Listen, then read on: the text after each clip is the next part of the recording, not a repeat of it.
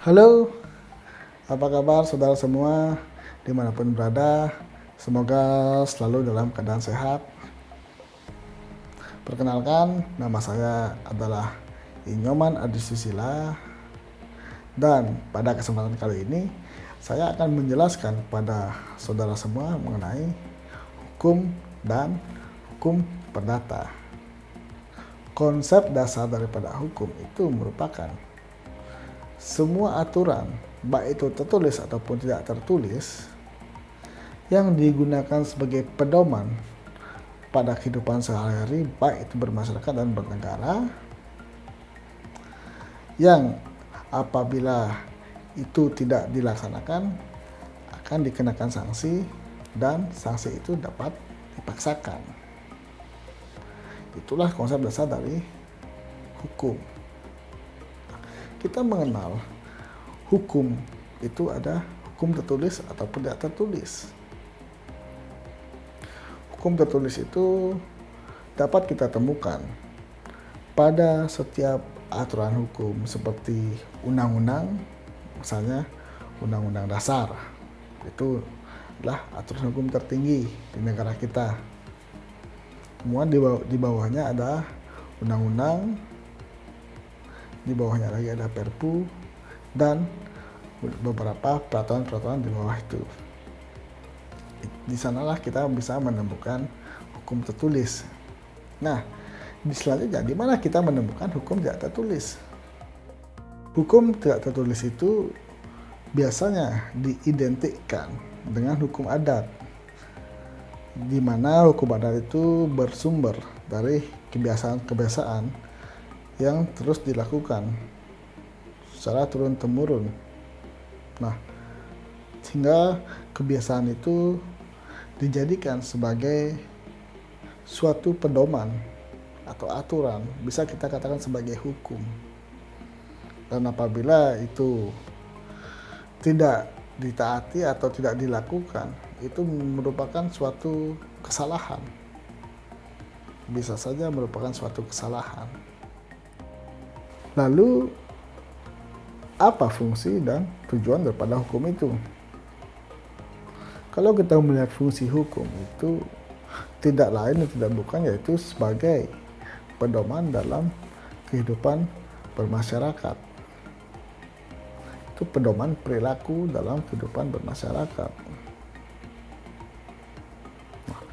Nah, lalu tujuan daripada hukum itu yaitu menciptakan keamanan, ketertiban, dan keteraturan dalam masyarakat.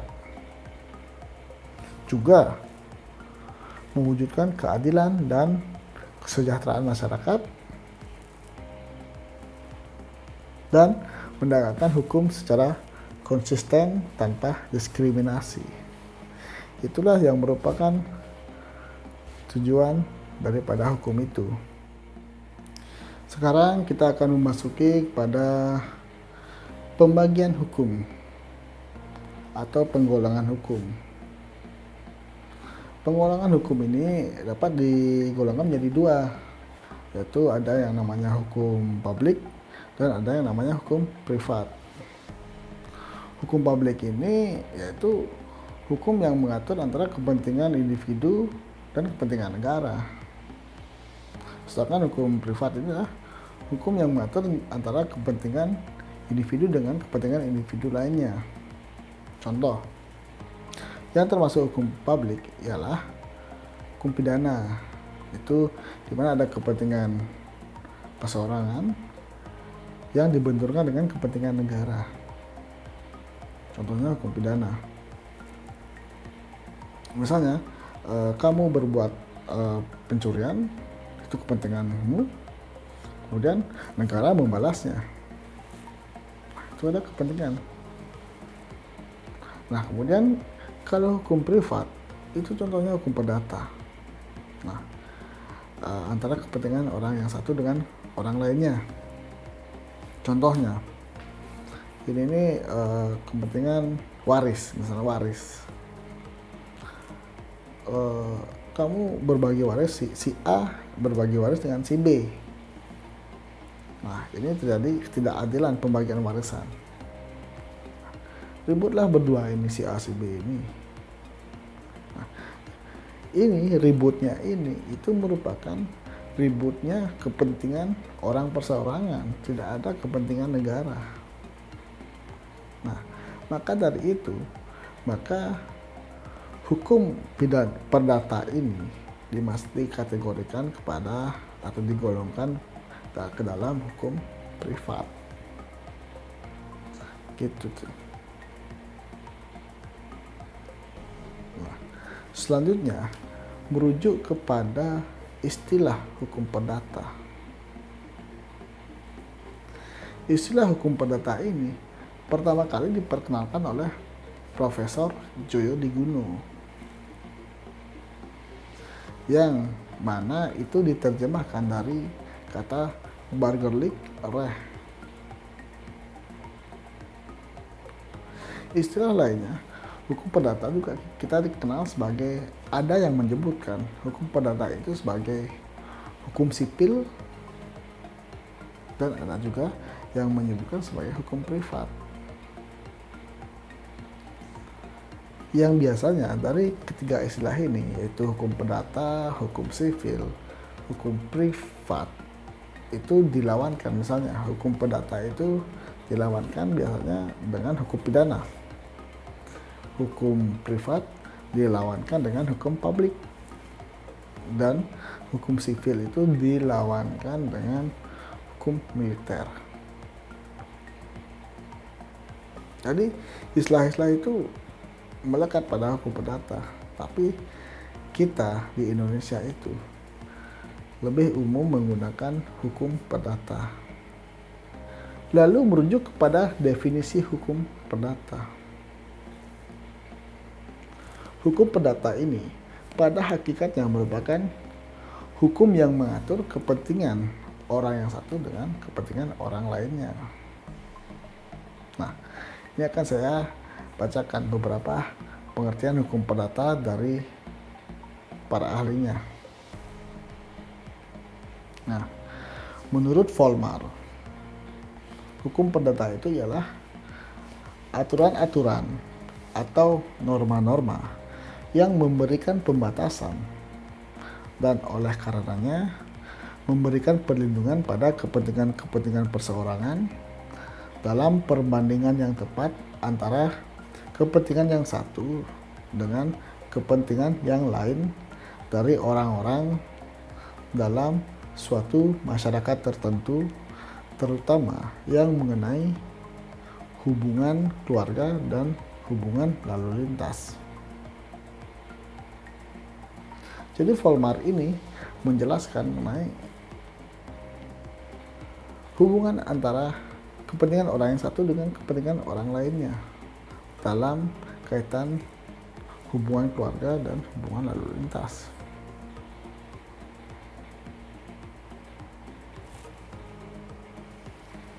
Kemudian ada pengertian dari Sudikno Mertokusumo yang mengartikan hukum perdata itu ialah hukum antar perorangan yang mengatur hak dan kewajiban orang perseorangan yang satu terhadap yang lain dari dalam hubungan kekeluargaan dan di dalam pergaulan masyarakat yang pelaksanaannya diserahkan masing-masing pihak. Nah, menurut Sudikno Mertokusumo ini juga sama, itu antara kepentingan orang yang satu dengan orang yang lain dalam lingkup hubungan keluarga.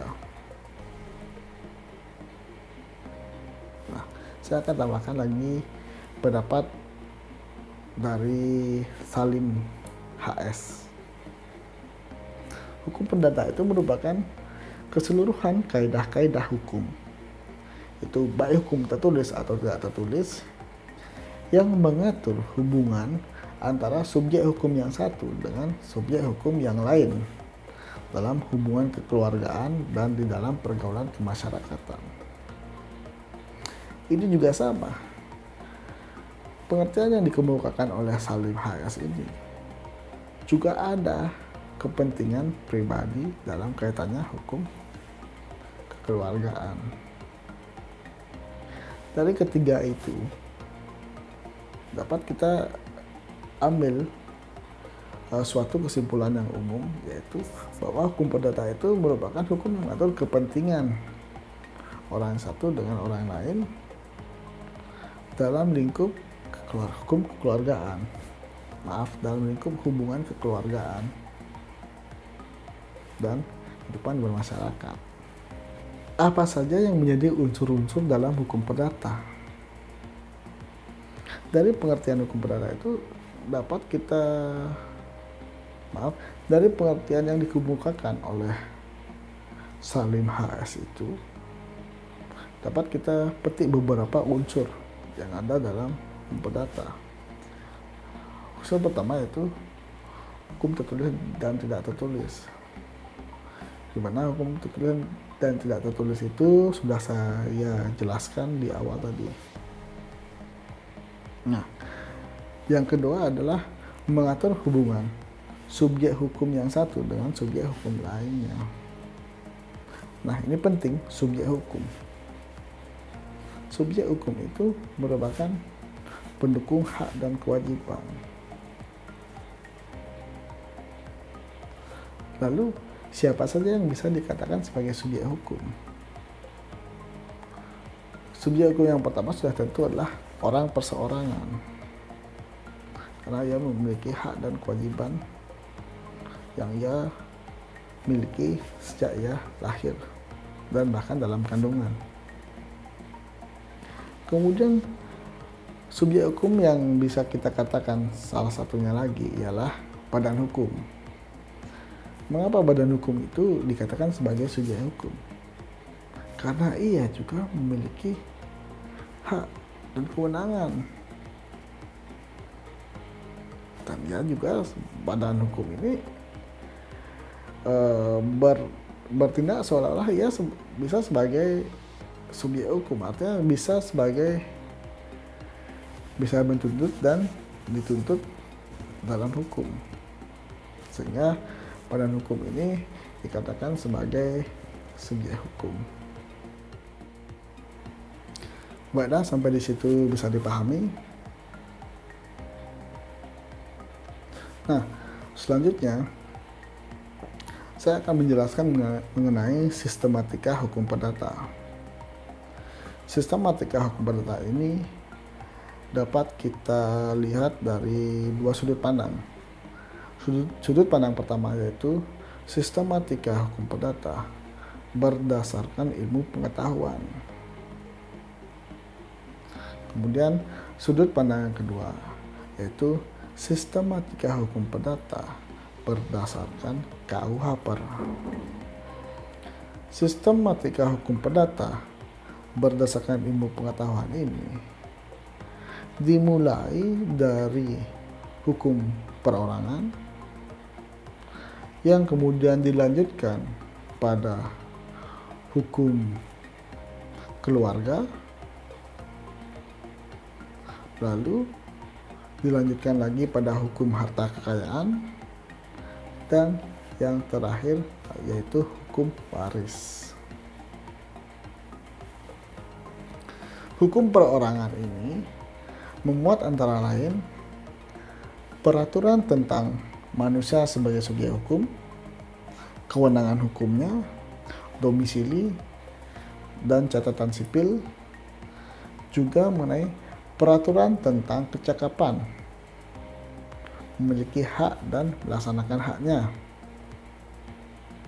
dan hal-hal yang mempengaruhi kecakapan itu. Kemudian lingkup dari hukum keluarga memuat antara lain perkawinan beserta hubungan dalam hukum harta kekayaan antara suami istri, hubungan antara orang tua dan anaknya, perwalian, dan pengampuan. Selanjutnya, ruang lingkup dari hukum harta kekayaan itu memuat antara lain hak mutlak, yaitu hak yang berlaku pada tiap orang, Kemudian hak perorangan, yaitu hak yang berlaku terhadap perseorangan. Kemudian yang terakhir itu hukum waris. Itu memuat antara lain tentang benda dan kekayaan seseorang jika ia meninggal dunia. Itulah sistematika hukum perdata dari sudut pandang ilmu pengetahuan. Selanjutnya, sistematika hukum perdata dilihat dari sudut pandang KUHP. Itu dibagi menjadi 4 juga, yaitu dari buku 1, buku 2, buku 3, dan buku 4. Buku 1 ini tentang perihal orang, atau bahasa Belandanya van personen, yang memuat hukum perorangan dan hukum kekeluargaan. Jadi buku 1 itu mengatur hukum perseorangan dan hukum kekeluargaan yang dikategorikan sebagai perihal orang. Kemudian buku 2 ini mengenai perihal benda, atau bahasa Belandanya sebagai van zaken, van zaken, yang memuat hukum benda dan hukum waris. Jadi pada buku 2 ini dalam KUHP perdata itu memuat hukum benda dan hukum waris. Kemudian selanjutnya pada buku 3. Buku 3 itu perihal mengenai perikatan, atau bahasa Belandanya ialah van verbintenissen,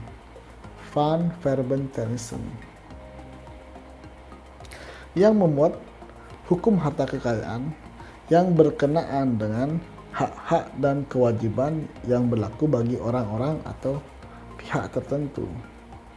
Jadi buku 3 ini yang perihal perikatan itu mengatur harta kekayaan seseorang.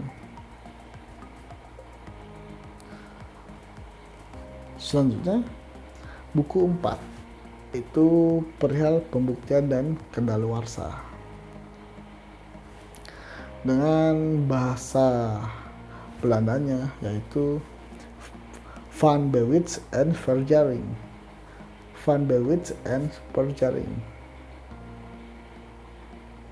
Nah, itu mengenai pembuktian mengenai seputar hukum perdata dan masa kedaluarsanya. Nah, itulah sistematika dari hukum perdata yang dilihat dari sudut pandang ilmu pengetahuan dan sudut pandang KUHP. Nah, selanjutnya mengenai sejarah singkat dari hukum perdata. Hukum perdata itu, kita menyadari hukum perdata itu bukan merupakan hukum asli original karya bangsa kita, bukan. Hukum perdata itu merupakan hukum warisan dari Belanda, di mana orang Belanda itu mendapatkan hukum itu berasal dari Prancis, karena Belanda itu pernah dijajah oleh Prancis, dan Belanda ini membawa hukumnya yang juga berlaku hukum Prancis itu ke Indonesia. Jadi Indonesia itu, hukum perdata di Indonesia itu merupakan warisan dari hukum Belanda. Hukum Belanda yang asal dari Prancis. Itulah sejarah singkat dari hukum perdata. Nah, sampai di situ dapat dipahami.